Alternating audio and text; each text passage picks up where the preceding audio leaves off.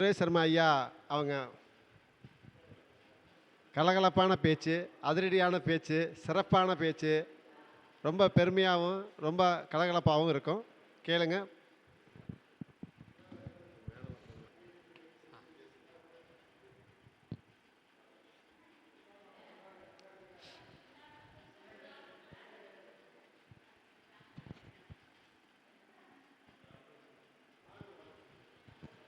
கற்றறிந்தோர் வீற்றிருக்கும் அற்புதமான அகத்தியர் ஆய்வரங்கத்திலே குழுமியிருக்கக்கூடிய அன்பு நண்பர்கள் அத்துணை பேருக்கும் என்னுடைய பணிவான வணக்கங்கள்.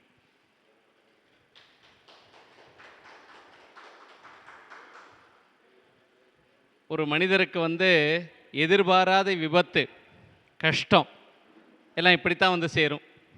என்ன மாதிரி நான் பாட்டிக்கு ஒரு செவிக்கு உணவு ஜோதிட அறிவை பெற வேண்டும் என்ற வந்த சபையில் என்னையும் மேடையில் ஏற்றி எதிர்பாராமல் பேசுங்கள் என்று சொல்லிவிட்டார். அதே அந்த 6ஆம் பாவத்தை தொடுவோம். நம்மக்கிட்ட ஒருத்தர் ஜாதகம் பார்க்க வராங்க. பொதுவாக மக்களுக்கு பலவிதமான கேள்விகள், சிந்தனைகள். ஒரு சின்ன டிப்ஸோட இதை நான் முடிச்சுக்கிறேன். ஜாதகம் பார்த்து வர்றவங்க எனக்கு எப்படி இருக்குது பார்த்து சொல்லுங்க அப்படிங்கிற ஒரு கேள்வியை கேட்டாங்க அப்படின்னா, அது உடலா, மனமா, பொருளாதாரமா, இந்த சிந்தனையில் எனக்கு எப்படி இருக்குது பார்த்து சொல்லுங்க ஜென்ரலா அப்படின்னு கேட்பாங்க.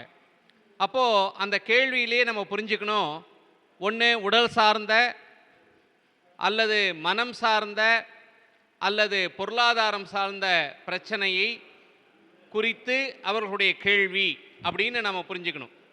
அப்போது அந்த 1ஆம் பாவம், 5ஆம் பாவம், 9ஆம் பாவம், இது உடல், மனம், அவர்களுடைய பொருளாதார கொடுப்பினை. இதை நிலையில் பவிஷ்யத் காலம், நடந்து முடிந்ததும், வர்த்தமான காலம், இனி நடக்கக்கூடிய காலமும், நம்மை நாடி வந்த காலத்திலையும் அவர்களுடைய தன்மை எந்த மாதிரியான கிரகங்களுடைய ஆளுமையில் அவர்கள் சௌக்கியமாக இருக்காங்க, இல்லைன்னா சந்தோஷத்தை இழந்து இருக்காங்க அப்படின்னு நாம் கண்டுபிடிக்கிறதுக்கு நமக்கு அதிசூக்ஷ்மமான விஷயங்களில் ஜோதிட கிரந்தங்களில் பல வழிகள் இருந்தாலும் நம்ம எளிமையாக கண்டுபிடிக்கக்கூடிய ஒரு வழி என்னென்னா தசாபுக்தி அந்தரம். இந்த தசாபுக்தியில் நிறைய தசைகள் இருக்குது. விம்சோத்ரி தசையை தவிர்த்து மீது எல்லாமே கண்டிஷனல் அப்ளைடு தசைகள். அப்போ இந்த விம்சோத்ரி தசையை நம்ம தமிழில் உடுமகா தசைன்னு சொல்லலாம். அப்போது இந்த உடு தசையை வச்சுட்டு நம்மளை நாடி வந்த ஒருத்தருக்கு அவர்கள் கேட்கக்கூடிய கேள்வி, அது நான் எப்படி இருக்கேன் அப்படின்னு கேட்டால், அந்த உடுமகாதசையினுடைய தன்மையில் ஒரு சூத்திரம், ஜன்ம கர்ம ஆதானாதி சாங்காதிக சாமுதாயிகாதி உடுஹு வதவைநாசிகாகாமி பர்யந்தே க்ஷிதா க்ஷீணபாபஹ ஏதத் நவேன கோப்யேன சஹ க்ஷீண ஆயுஹு பிராப்தாத் வாக்வதநாசிகைஹி அபமிருத்யு ஏவச்சா ஆபிச்சார கிருத்திமஹா அப்படின்னு வாக்கியம் சொல்கிறது பராச்சரத்தில். அதாவது ஒரு நம்மளை நாடி வரக்கூடியவர்கள் பொதுவாக எதையுமே சொல்லலை. நான் எப்படி இருக்கேன், கஷ்டப்படுறேனா, துன்பப்படுறேனா, இல்லை என்னுடைய வாழ்க்கை பிரச்சனைக்கு என்ன காரணம், எந்த கேள்வியும் நம்மக்கிட்ட கேட்கல. பொதுவாக நம்மக்கிட்ட நமக்கு எப்படி இருக்குது சார் அப்படின்னு கேட்குறப்பவே அவர்களுடைய கடந்த காலமும் நிகழ்காலமும் எதிர்காலமும் அந்த 1, 5, 9 அவனுடைய உடல் ஆரோக்கியம் அல்லது மனம் சார்ந்த பிரச்சனை அல்லது பொருளாதாரம் சார்ந்த பிரச்சனையில் ஏதோ ஒரு துன்பத்தை நாடி இருக்கிறான் அப்படிங்கிறத மாத்திரம் நீங்கள் கெஸ் பண்ணணும். இது எப்படி கெஸ் பண்ணணும்னா, அந்த ஜென்மத்தினுடைய உடுதசை அந்த உடுதசையினுடைய நாதனோ புக்திநாதனோ அந்தரநாதனோ 6, 8, 12 தொடர்பை கொண்டு அல்லது இந்த தசை எப்பேற்பட்ட யோக தசையாக கேந்திர கோணாதிபதியினுடைய தசையாக இருந்தாலும் ராகுவோடும் மாந்தியோடும் தொடர்பு கொண்ட தசையாக இருந்தால் அந்த தசை புக்தி அந்தரத்திலே நம்மளை நாடி வர்றப்போ அவனுக்கு உடல் சார்ந்த பிரச்சனையோ மனம் சார்ந்த பிரச்சனை, மனம்னா ஆபிச்சாரம், எனக்கு யாராவது என்னை முடக்கிட்டாங்களா, செய்வனை வச்சுட்டாங்களா, நான் நேற்று வரைக்கும் நல்லா இருந்தேன், திடீர்னு பணப்புழக்கம் இல்லை, வியாபாரமே இல்லை, செழிப்பில்லை அப்படின்னு பயம், எதிர்காலத்தை பற்றிய பயம், இந்த மனம் சார்ந்த பிரச்சனை அல்லது பொருளாதாரம் சார்ந்த பிரச்சனையில் அவன் சிக்கிக்கிறான்.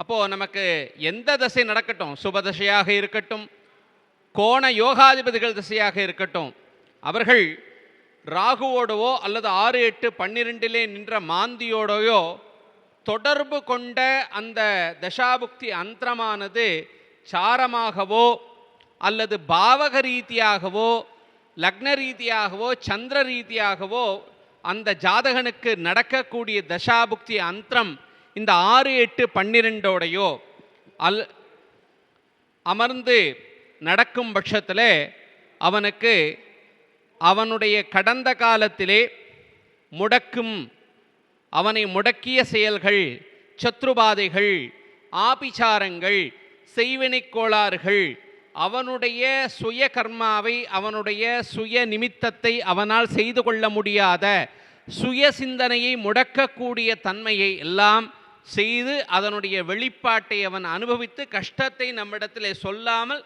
நம்மிடத்தில் வந்து நிற்கிறான் அப்படின்னு நம்ம புரிஞ்சுக்கலாம். அவன் கேட்கக்கூடிய கேள்வி தான், எனக்கு எப்படி இருக்குன்னு பார்த்து சொல்லுங்கள்.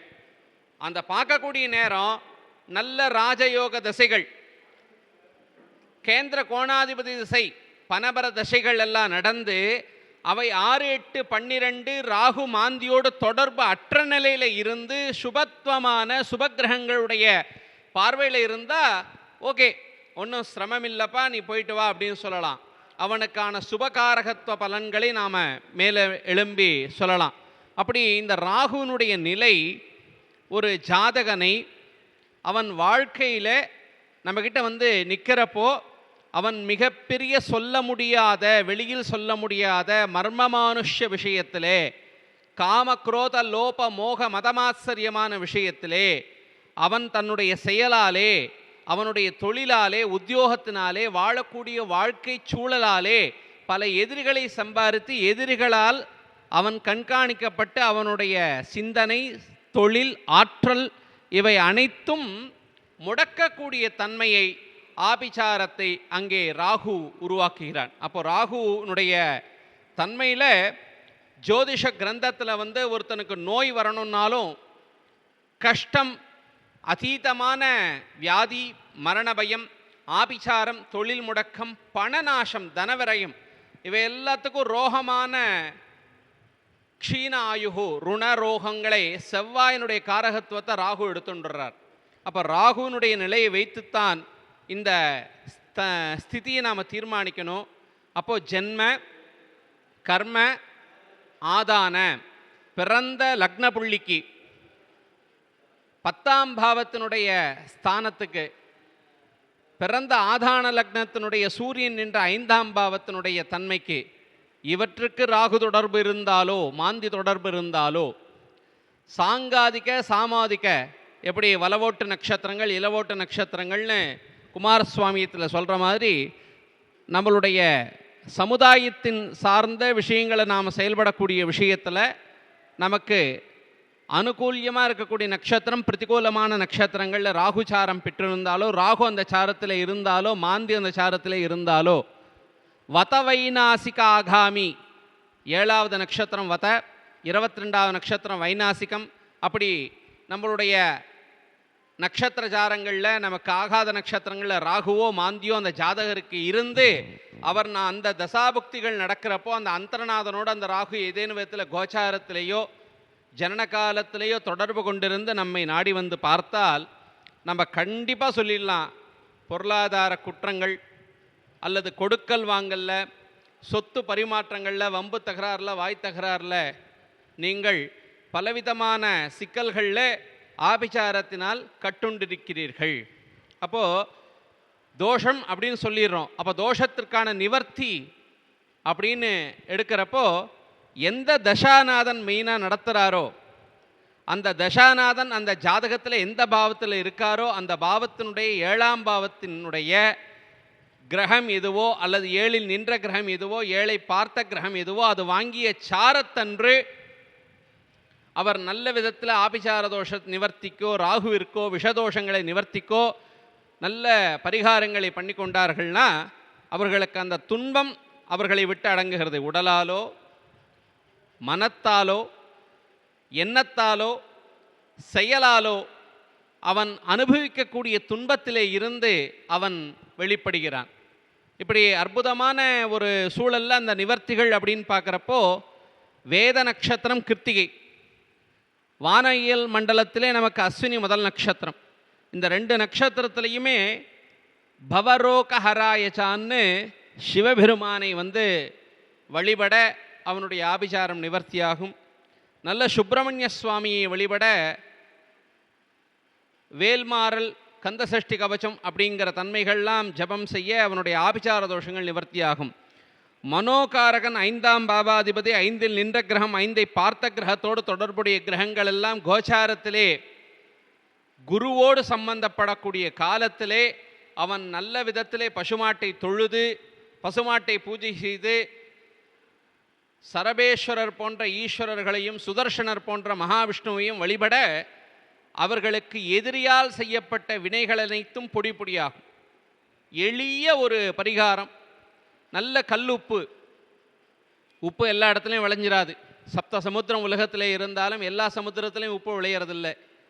பவளம் தொட்ட பவளம் பாறைகள் விழக்கூடிய பவள திடல்களில் தான் உப்பு விளையிறது. செவ்வாயினுடைய காரகத்துவம் எங்கே அதிகமாக இருக்கோ அந்த இடத்துல தான் உப்பு. ரஷானாம் அக்ரதம் சிரேஷ்டம் லவனஹா. சுவையிலேயே மிகப்பெரிய ஒரு தலையாய சுவை எதுடான்னா உப்பு. உப்பில்லா பண்ட குப்பையில். இந்த உடம்புலேயும் ரத்தம், இந்த ரத்தத்தில் தான் நமக்கு பலவிதமான தோஷங்கள்லாம் ரத்தத்தில் போய் சேகாரமாயிடுறது. பாரம்பரிய தோஷங்கள், குணதோஷங்கள், சாப்பிடக்கூடிய உணவு தோஷங்கள், விஷதோஷங்கள், மருந்து தோஷங்கள், கை மருந்துன்னு சொல்கிறோம் செய்வினையில்.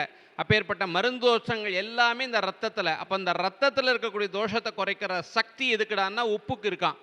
இந்த உப்பு என்ன காரகத்துவம், யாருடைய காரகத்துவம் அப்படின்னு சொன்னால் சந்திரனும் செவ்வாயினுடைய காரகத்துவமும் உப்பான். இப்பேற்பட்ட இந்த உப்பை கல்லுப்பை வைத்து மிளகை வைத்து அவனுக்கு நல்லா தலை முதல் பாதம் வரைக்கும் இறக்கி சுற்றி போட்டு கடல் தண்ணீரிலே அவன் குளிக்கணும். அதனால தான் சேது சமுத்திர ஸ்நானம் மிகவும் விசேஷம். இதுவும் அவனுடைய தசாபுக்தியில் பார்த்தீங்கன்னா பழைய கிரந்தங்களில் பார்த்தீங்கன்னா தசாநாதனுக்கு புக்திநாதன், புக்திநாதனுக்கு அந்தரநாதன் 6, 8, 12லேயோ க்ஷீணத்திலேயோ கொடியரான பாப்பரோடோ சேர்ந்திருந்தால் சேது ஸ்நானமும் சிவபூஜையும் மிக உயர்ந்த பலனை தரும்னு எழுதி வச்சுருப்பாங்க. பழைய ஒரு 100 வருஷத்து தசாபுக்தி பலன்களில் இந்த சேது ஸ்நானம் ரொம்ப எதுக்காக சொன்னாங்கன்னா அந்த 6, 8, 12ஓட தொடர்பு கொண்டுட்டாலே அவனுக்கு எப்பேற்பட்ட யோக தசையாக இருந்தாலும் ஜன்ம கர்ம ஆதானாதி, எப்பேற்பட்ட யோக தசையாக இருந்தாலும் படுத்துருவான், அந்த இடத்துல முடங்கிடும். அவனுடைய ஊழ்வினை உறுத்து ஊட்டும். அவன் ஏதோ ஒன்று பண்ணியிருப்பான், எவனையோ ஒன்று திட்டியிருப்பான், அவன் வஞ்சனை வச்சுட்டு அவனுக்கு ஒரு வினை ஆற்றுவான். வினை ஆற்றிட்டானோன்னு இவனுக்கு பயமும் இருக்கும். வினை கூட பண்ணியிருக்க மாட்டாங்க, மனசு பீதியாயிடும். இந்த மனோபீதி உண்மையாலும் வினையால் அவன் பாதிக்கப்பட்டிருந்தால் அல்லது யாரோ யாருக்காகவோ செய்த வினையில் இவன் போய் மாட்டிக்கிட்டா, காத்து கருப்பு, பில்லி சூன்யம், ஏவல்கள், இவை அனைத்துமே அவனுடைய 5ஆம் பாவத்தோடு தொடர்பு கொண்டு அந்த 5ஆம் பாவத்தில் இவனுக்கு நல்ல தசை நடக்கும். தசையின் ரீதியாக ஒன்றுமே இருக்காது. ஆனால் அந்த தசாநாதன் ராகுடைய சாரத்திலேயோ ராகுவோட தொடர்புலையோ இருப்பார். புக்திநாதன் ராகுடைய சாரத்திலேயோ ராகுனுடைய தொடர்புலையோ இருப்பார். அந்தரநாதன் ராகுடைய சாரத்திலேயோ ராகுனுடைய தொடர்புலையோ இருப்பார். இப்படி அவனுடைய சாங்காதிக சாமுதாயிக நட்சத்திரங்கள் ராகுனுடைய தொடர்புல இருக்கும். வதவைநாசிக நட்சத்திரங்கள் ராகுனுடைய தொடர்புல இருக்கும். அன்னைக்கு பார்க்க வரக்கூடிய நாள் அன்னைக்கு ஜாதகத்தை வைத்தே இதை தீர்மானிக்கலாம். இதற்கு அடுத்தது பிரஷ்ன மார்க்கம். பிரஷ்ன மார்க்கம் அன்னைக்கு வச்சுட்டோம் அப்படின்னா அந்த லக்னம் மாந்தி இவர்கள் செவ்வாய் ராகுவோடு பார்வை பெற்றால், செவ்வாய் ராகு சாரம் பெற்றால் கன்ஃபார்மாக சொல்லலாம் இவருக்கு செய்வினை தோஷம் உண்டு அப்படின்னு. அந்த லக்னம் எங்கே விழுந்திருக்கோ மாந்திக்கு 7ஆம் இடம், லக்னத்துக்கு 7ஆம் இடத்தினுடைய நிவர்த்தி காண்டத்தை எடுத்தவர்களுக்கு பரிகாரம் சொன்னால் பரிகாரம் ஜெயிக்கும். இந்த பரிகாரம் இதற்கு முன்னால் பேசுகிறப்ப சொன்னாங்க காலம் அறிந்து செய்ய வேண்டும். அந்த காலம் அப்படின்னா ஜனன காலத்திலே நம்ம நவக்கிரகங்களை போடுற மாதிரியே உபகிரகங்களுடைய ஸ்புடங்களை போட வேண்டும். இந்த உபகிரகங்களை நமக்கு எல்லாமே தெரியும். மாந்தி, குளிகன், அர்த்த பிரகரணன், யமகண்டன், யாமசுக்ரன், இந்திரதனுஷு, காலன், தூமன், பரிவேடன், உபகேது அப்படின்னு. அதில் இந்த காலன் ஜனன காலத்திலே அந்த ஜாதகனுக்கு எங்கே இருக்கிறாரோ அந்த காலன் இருக்கக்கூடிய ராசி மண்டலத்தை, நட்சத்திர மண்டலத்தை அறிந்து அந்த நாள் அன்னைக்கு அந்த பரிகாரத்தை செய்தால் அவனுக்கு எப்பேற்பட்ட கொடிய சத்ருபாதை இருந்தாலும், செய்வினை தோஷங்கள் இருந்தாலும், ஆபிசார தோஷம் இருந்தாலும் அதிலே இருந்து அவனுக்கு விடுதலை, சுகம் கிடைக்கும். இதற்கு அடுத்தது ஒரு விஷயம், செவ்வாய்க்கிழமை தேய்பிறை திதி, கிருஷ்ணபக்ஷம், சதுர்தசி, இது மூணும் சேரக்கூடிய நாள். சதுர்தசின்னா கிருஷ்ணபக்ஷன்னா பௌர்ணமி முதல் அமாவாசை வரை. அப்போ அமாவாசைக்கு முதல் நாள் சதுர்தசி, அது செவ்வாய்க்கிழமையில் வரணும். கிருஷ்ண அங்காரக சதுர்தசின்னு பஞ்சாங்கத்தில் குறிப்பிட்டிருப்பார்கள். அப்பேற்பட்ட அந்த கிருஷ்ண அங்காரக சதுர்தசியிலே அவன் தன்னுடைய செய்வினையை போக்குவதற்காக பைரவ வழிபாடு, சுதர்சன வழிபாடு, சிவ வழிபாடு, நல்ல யாகங்கள் அனைத்தும் செய்து கொண்டான்னா கூட அவனுக்கு அந்த கர்மாவினாலே, ஊழ்வினையினாலே, கிரகங்களாலே, க்ஷுத்ரமான சத்ருபாதையினாலே ஏற்படக்கூடிய மன உளைச்சல்கள், காரிய தடங்கள், எண்ணத்திற்கான தடங்கல்கள் அனைத்துமே அதில் நீங்கும். அடுத்தது காலத்தின் வானியல் மண்டலத்திலே முதல் நட்சத்திரமாக பரிவர்த்திருக்கக்கூடிய அஸ்வினி நட்சத்திரத்திலே செவ்வாய்க்கிழமை சேர்ற அன்னைக்கு பௌமாஸ்வினின்னு பேர். அந்த பௌமாஸ்வினி புண்ணிய தினத்திலேயும் அவன் அந்த ராகுவுக்கான பிரீத்தியை செய்து கொண்டான் என்றால் ஜாதகத்திலே ராகு தோஷம் நிவர்த்தியாகும். மேலும் அந்த செய்வினை தோஷம் நிவர்த்தியாகும்.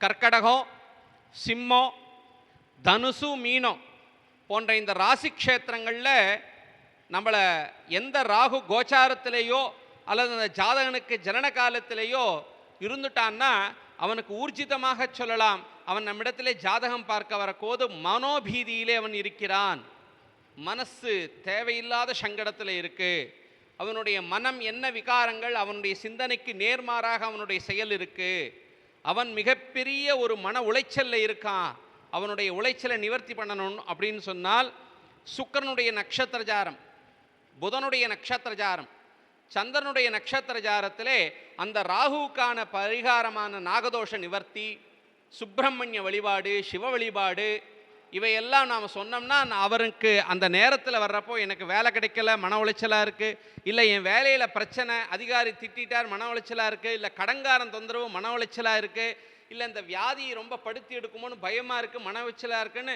அந்த மன உளைச்சல்ங்கிற ஒரு சந்தர்ப்பத்தை அவன் மனோபயத்தை சொல்கிறானோ அதற்கான நிவர்த்தி இதை சொன்னோம் அப்படின்னா அவன் அந்த நிவர்த்தியை தேடி நிச்சயமாக சுகம் பெறுவான், உங்களுக்கும் புகழ் கீர்த்தி கிடைக்கும் என்று சொல்லி நல்ல ஒரு அற்புதமான இனிய மாலை பொழுதிலே இந்த வாய்ப்பை எனக்கு அளித்த இந்த பிரபஞ்சத்திற்கும் ஜோதிஷ வித்வத் சபைக்கும் அகஸ்தியர் உடைய ஜோதிட வித்யாலயா அறக்கட்டளையினுடைய அரும்பெரும் நண்பர் திருதி ரவி ஜெயக்குமார் ஐயா அவர்களுக்கும் என்னுடைய பணிவான பொன்னான நமஸ்காரங்களை தெரிவித்துக் கொள்கிறேன்.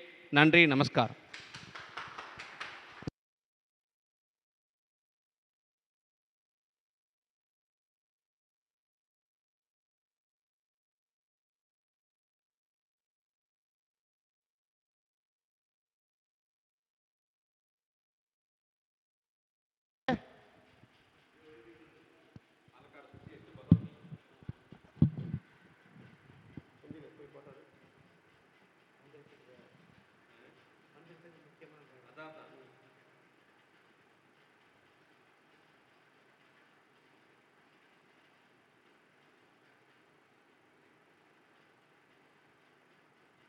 இருக்கா 3511 3511 3511 3511